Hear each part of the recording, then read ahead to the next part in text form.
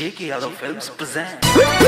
आज तक ना भइल ना होई केहू के पूरा, काहे कि प्यार के पहिल का अक्षरे बा अधूरा ए भाई।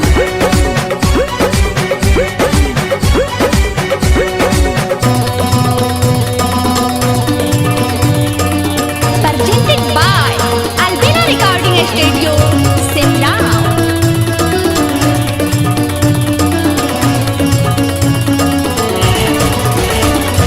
दिलवा दुखा गइलू करे जा हमके भुला गइलू, दिलवा दुखा गइलू करे जा हमके भुला गइलू। प्यार के लहरा दिल में लगा के, दिलवा में प्यार के लहरा लगा के कहम परा गइलू।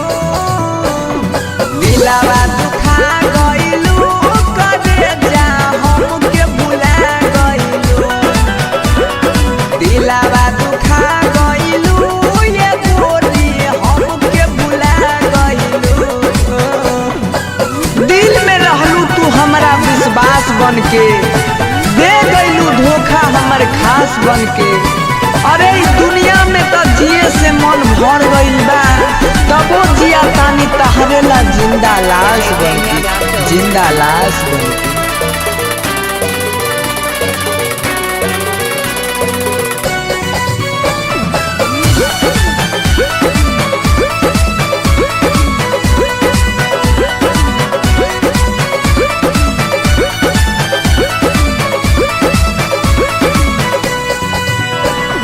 रहे ना निभाए त प्यार काहे कइलू, हंसत जिंदगिया में योगिया लगइलू।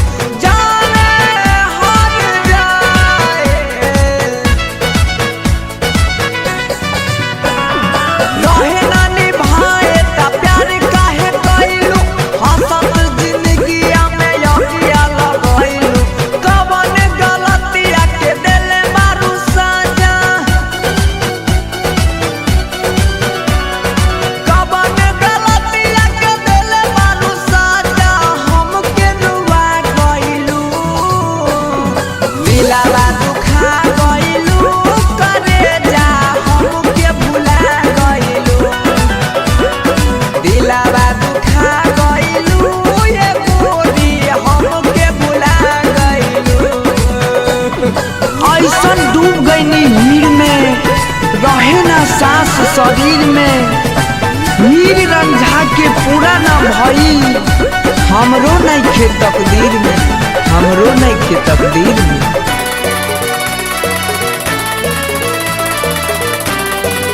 JK Yadav Films।